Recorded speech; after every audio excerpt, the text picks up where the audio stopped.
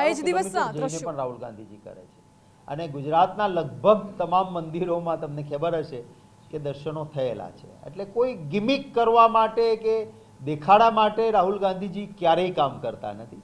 આમ માણસ દિલથી જે માને છે એ જ બોલે છે ને બોલે છે એ કરે છે અને એમણે એ જ રીતે ધર્મની વ્યાખ્યા કરી અને ભાજપને તકલીફ પડી એ હકીકત છે. आज भी कांग्रेस पार्टी को बुरी तरीके से देशवासियों ने नकार दिया है.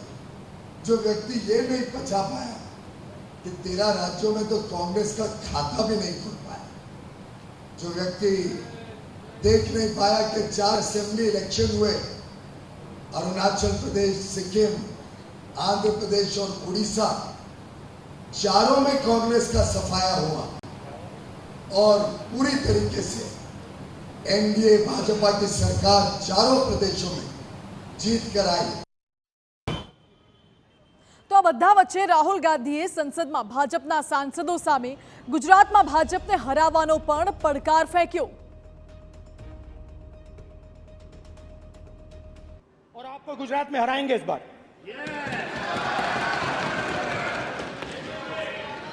आप लिख के ले लो, लिख के ले लो. आपको ऑपोजिशन इंडिया गठबंधन गुजरात में हराने जा रहा है.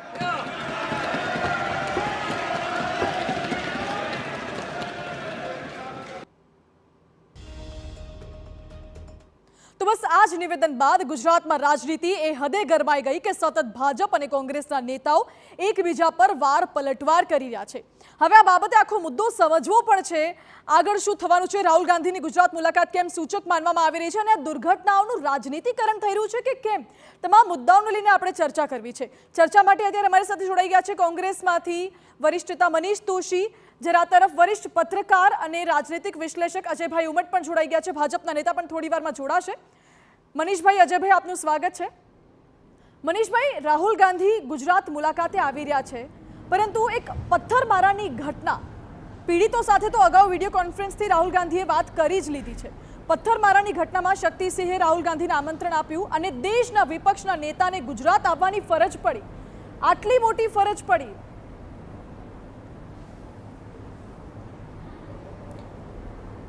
પૂજ્ય મહાત્મા ગાંધી અને સરદાર સાહેબની પાવન ભૂમિ પર જનનાયક કોંગ્રેસ પક્ષના નેતા અને લોકસભાની અંદર વિપક્ષના નેતા પદે જવાબદારી સંભાળે રાહુલજી ગુજરાતની ધરા પર આવી રહ્યા. એમનું ખૂબ ખૂબ સ્વાગત છે.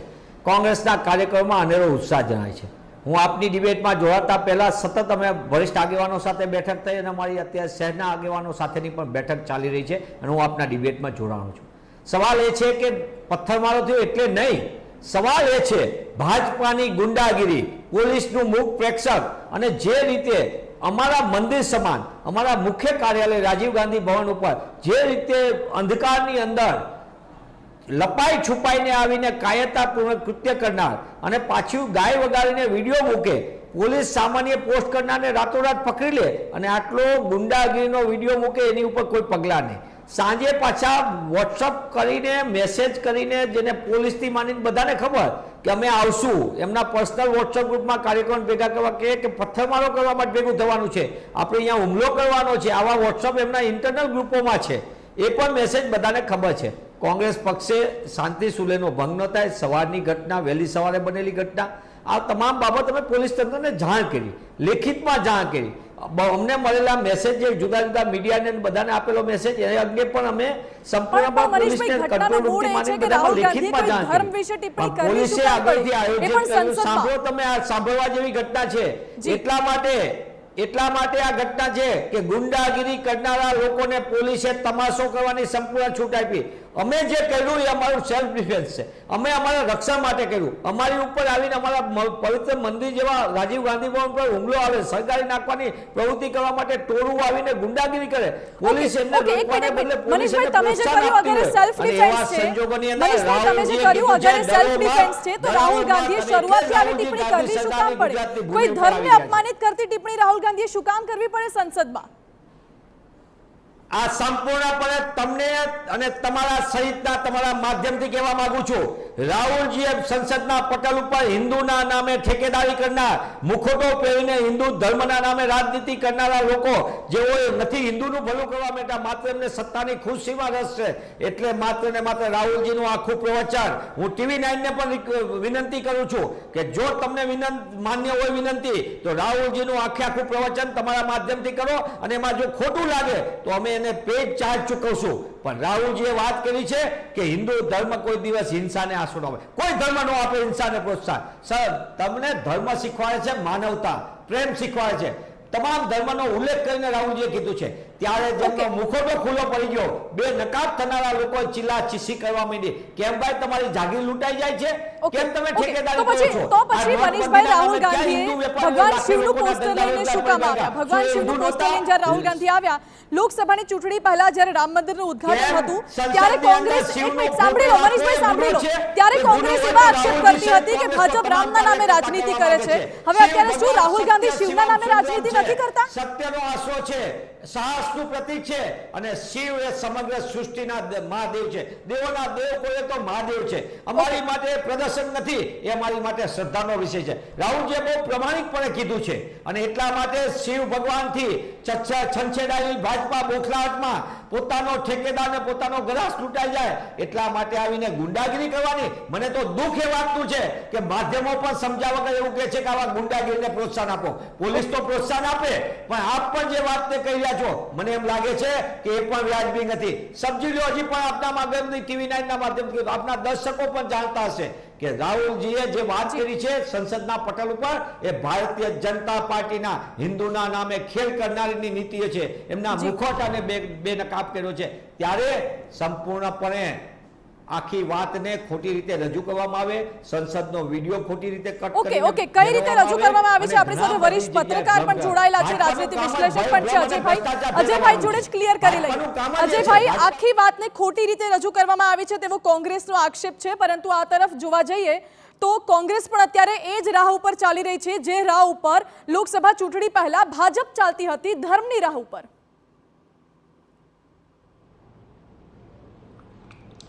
ના, હું તમને કહું કે આમાં ધર્મની રાહ કરતા પણ મને એવું લાગે છે કે રાહુલ ગાંધી જે આખી વાત પરિપ્રેક્ષ્યમાં કહેવા માંગતા હતા એ વાતને જો તમે પરિપ્રેક્ષ્યમાં સમજો તો એમનો કહેવાનો મુદ્દો એ હતો કે ભાજપ સરકાર ઈડી CBI ના માધ્યમથી રાજકીય નેતાઓને દબાવે છે, રાજકીય પક્ષોને દબાવી રહી છે, અને એ એવું કહેવા માંગતા હતા કે શિવજી, માત્ર શિવજીની વાત નહોતી, શિવજીની તસવીર પર પાબંદી લગાડવામાં આવી એટલે પછી એમને ગુરુ નાનકની તસવીર બતાવી, પછી એમને ઇસ્લામ ધર્મની વાત કરી, એમને ખ્રિસ્તી ધર્મની વાત કરી, એમને ભગવાન મહાવીરની વાત કરી, ભગવાન બુદ્ધની વાત કરી, અને એમને કહ્યું કે આ બધા જ ધર્મનો સંદેશ એવો છે કે ડરો મત, ડરાવો મત.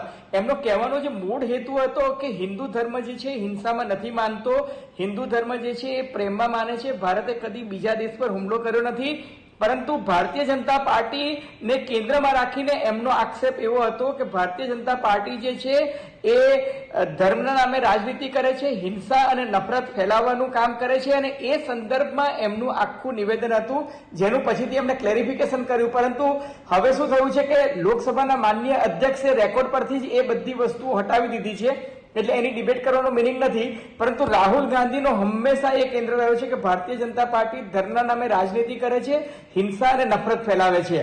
એટલે ભગવાન રામ ભાજપના છે અને શિવજી કોંગ્રેસના છે એવી વાડાબંધીમાં કદાચ રાહુલ ગાંધી નથી પડવા માંગતા, પણ એમનો મુદ્દો ડરો મત, ડરાવો મત, લોકશાહી બચાવો, સંવિધાન બચાવો એનો હતો. અત્યારની જે વાત છે મને એક વસ્તુ સમજાતી નથી માનસી, દિલ્હીમાં જે કંઈ થયું, ગુજરાતમાં કોંગ્રેસ પાર્ટીના કાર્યાલય પર હુમલો કરવાનું શું લોજિક હોઈ શકે, મને એ સમજાવો. તમારો વિરોધ હોય તો વિરોધ જે છે એ તમે ડિબેટથી કરી શકો, ડાયલોગથી કરી શકો, ડિસ્કશનથી કરી શકો, એકબીજા સાથે સંમત નથી એવું કરી શકો, પરંતુ ભારતીય જનતા પાર્ટીના જો કથિત રીતે કાર્યકર્તાઓએ હુમલો કર્યો તો કોંગ્રેસ પાર્ટી પર હુમલો કરવાનો કોઈ લોજિક નહોતું. એટલે હા, તો આપણે ભાજપના નેતા જોડાઈ ગયા છે, એમને જ પૂછી લઈએ અજયભાઈ કે શું લોજિક હતું. તરુણ બારોટ ભાજપ નેતા અમારી સાથે જોડાઈ ગયા છે. તરુણભાઈ, દિલ્હીમાં આખી ઘટના ઘટી, રાહુલ ગાંધીનો કહેવાનો અર્થ અલગ હતો, એનો આખો તાત્પર્ય બદલાઈ ગયો છે, અને હવે ભાજપના કાર્યકર્તાઓએ કોંગ્રેસના કાર્યાલય પર હુમલો કર્યો તેવા આક્ષેપો પણ થઈ રહ્યા છે. પહેલી પ્રતિક્રિયા આપની.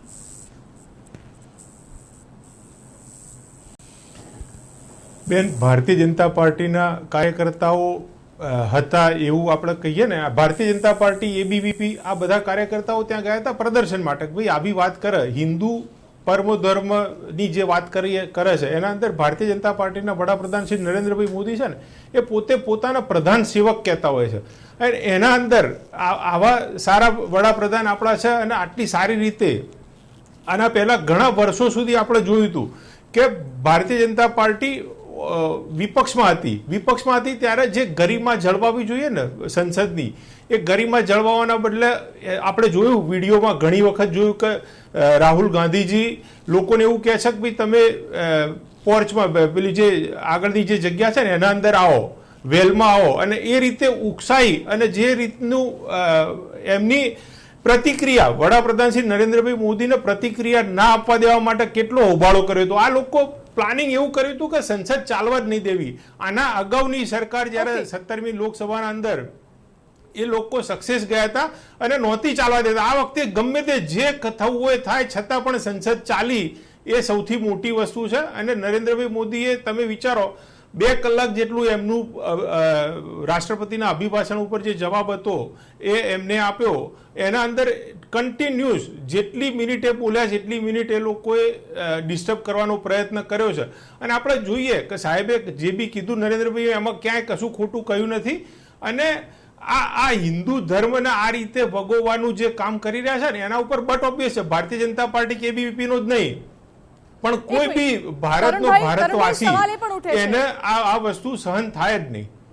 જે બિલકુલ કોઈ ધર્મનું અપમાન એ બિલકુલ સહન થાય એમ નથી, પરંતુ સવાલ એ જ ઉઠે છે કે રાહુલ ગાંધીએ જે આખી વાત કહી, શું એ વાત આપને યાદ છે? કારણ કે આખું એનું નિવેદન તોડી મરોડીને રજૂ કરવામાં આવતું હોય તેવા પણ આક્ષેપો કરવામાં આવી રહ્યા છે. આ મુદ્દે ચર્ચા આગળ પણ યથાવત રાખીશું. હાલ સમય થયો છે એક નાનકડા બ્રેકનો. જોડાયેલા રહો TV9 સાથે.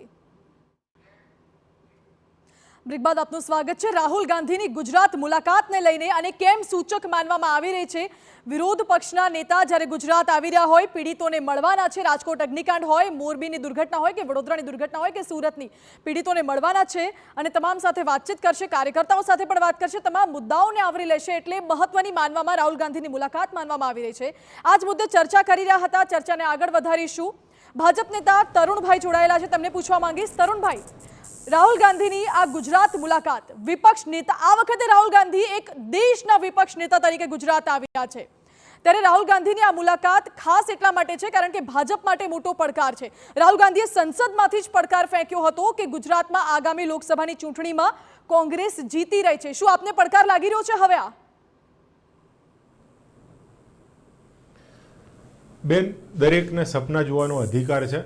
એમને કન્સ્ટ્રક્ટિવ ઓપોઝિશનનો રોલ કરવાના બદલે આ રીતે ગતકડા જે કરવાના ચાલુ કર્યા છે ને એ જ બતાવે છે કે એમને જે ઇન્ડી ઠગબંધન, આપણે ચૂંટણી પહેલા વાતો કરતા હતા ઇન્ડી ઠગબંધન, અત્યારે હાલ એના અંદર એમને જે 99 સીટો જીત્યા છે, એટલે જે નરેન્દ્રભાઈ મોદીએ એમના ભાષણમાં કહ્યું હતું ને કે 99 આયા માર્ક્સ, તો એના અંદર લોકોએ સેલિબ્રેશન ચાલુ કર્યું. પણ પછી એમના ટીચરે આવીને કીધું કે ભાઈ 543 માંથી 99 છે, 100 માંથી નથી.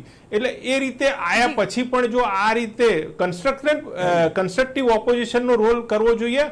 અને ભૂતકાળમાં આપણે જોઈએ ને તો પાસ્ટમાં ભારતીય જનતા પાર્ટી પણ જ્યારે ઓપોઝિશનમાં હતી ત્યારે 16મી લોકસભાના છેલ્લા સત્રમાં સુષ્મા સ્વરાજજીએ એક એમના ભાષણમાં કહ્યું હતું કે જ્યારે પણ હું ઓપોઝિશનની લીડર હતી ને ત્યારે અટલ બિહારી વાજપેયી અને અડવાણીજી એમને શીખવાડતા હતા કે ભાઈ સંસદની ગરિમામાં રહી અને ઓપોઝ કરવું. તમે એવું નથી, આ વસ્તુ સત્તાના અંદર છે તો એવું ના કહી શકાય કે ભાઈ ઓપોઝ જ કરવો. સારી વસ્તુ હોય તો સપોર્ટ પણ કરવો જોઈએ. અને એક સારી જે ઓપોઝિશનનો રોલ કરવાના બદલામાં આ એવા મુદ્દાઓ કરવો જોઈએ. કોંગ્રેસ પાસેથી જેનો જવાબ લઈ લઈએ. મનીષભાઈ, પહેલા તો ભાજપના નેતાએ એવા શબ્દો વાપર્યા કે ઇન્ડી ઠગબંધન, અને બીજી તરફ કહ્યું કોંગ્રેસ ગટકડા કરે છે અને ફાલતુનો ઓપોઝ કરે છે, તે પ્રકારનો કહેવાનો તેમનો તાત્પર્ય છે. એમની બોખલાટ, ગભરાટ, એમની જમીન ખસકી રહી હોય ત્યારે આવા શબ્દો વાપરે.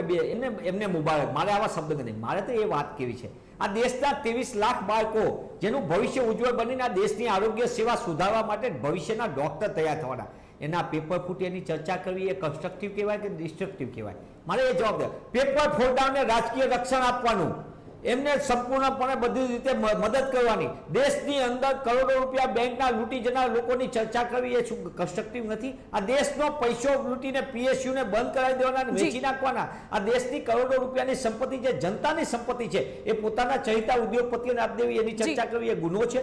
અને એ ગુનો હોય તો રાહુલ ગાંધીજી 100 વખત એ ગુનો કરવા તૈયાર છે. દેશની વાત જ્યારે આવે ત્યારે રાહુલજીએ સામેથી કીધું, અગ્નિવીરના નામે તમે આ દેશની સુરક્ષા વ્યવસ્થાને ઓકે મનીષભાઈ, બિલકુલ આ તમામ મુદ્દાઓ પણ ચર્ચામાં રહેલા છે. અજયભાઈ પાસેથી જવાબ લેવો છે, સમયનો અભાવ છે મારી પાસે, એટલા માટે અજયભાઈ જી રાહુલ ગાંધીની માર્કશીટને અજયભાઈ આપને પૂછવા માંગીશ. અજયભાઈ, રાહુલ ગાંધીની જ્યાં ગુજરાત મુલાકાત છે, રાહુલ ગાંધીએ સંસદમાંથી જ કહી દીધું કે આગામી ગુજરાતની વિધાનસભા ચૂંટણી કોંગ્રેસ જીતી રહી છે અને જે રીતેના પરિણામ લોકસભામાં જોવા મળ્યા છે, રાહુલ ગાંધી અત્યારે ભાજપ માટે પડકાર બની રહ્યા છે, એ જોતા આગામી સમયમાં ચિત્ર કેવું લાગી રહ્યું છે આપને ગુજરાતનું? માનસી, એક વાત તમને કહું કે રાહુલ ગાંધી એવું નતું કહું કે ગુજરાતમાં કોંગ્રેસ જીતી જશે. તેમણે કહ્યું હતું કે ગુજરાત में आने वाले चुनाव में इंडिया गठबंधन आपको हराने जा रहा है. આ શબ્દમાં અંતર સમજવા જેવું છે. ઇન્ડિયા ગઠબંધન આપકો હરાને જા રહા હૈ એનો અર્થ એ કે કેજરીવાલની જે આમ આદમી પાર્ટી છે એ અથવા તો બીજા સાથી પક્ષોને સાથે લેવાની નેમ છે. એનો અર્થ સાફ છે કે ગઈ વખતે જે મતોનું વિભાજન થયું હતું એ વિભાજન ન થાય અને કોંગ્રેસ આમ આદમી પાર્ટીને બધા સાથે રહીને ભાજપ સામે લડે એવી રાહુલ ગાંધીની નેમ હોય એવું લાગે છે ને એટલા જ માટે એમણે ગુજરાતમાં પોતાનો પ્રચારના શ્રી ગણેશ એક રીતે શરૂ કરી દીધા છે. જી જી જી અજયભાઈ, બિલકુલ. એટલે સવાલો અનેક ઉઠી રહ્યા છે, આક્ષેપ પ્રત્યાક્ષેપ ભાજપ અને કોંગ્રેસ અત્યારે કરી રહ્યા છે, પરંતુ આવતીકાલે રાહુલ ગાંધી ગુજરાત આવશે અને તેમની આ મુલાકાત પીડિતો સાથે પણ મુલાકાત કરવાના છે. આપ સૌ ગેસ્ટનો ખૂબ ખૂબ આભાર. રાહુલ ગાંધીના મુલાકાત એટલા માટે પણ ખાસ છે કારણ કે આક્ષેપો એવા પણ થઈ રહ્યા છે કે આખી જે દુર્ઘટનાઓ ઘટી એનું રાજકારણ કરવામાં આવી રહ્યું હોય, રાજનીતિકરણ થઈ રહ્યું હોય, પરંતુ આ બાબતે તો હવે તેમની મુલાકાત બાદ જ ચિત્ર અને રાજનીતિ કેવી થાય છે તે સ્પષ્ટ થઈ જશે. ટીવી9ની વિશેષ રજૂઆતમાં અત્યારે બસ આટલું જ. મને રજા આપશો. નમસ્કાર.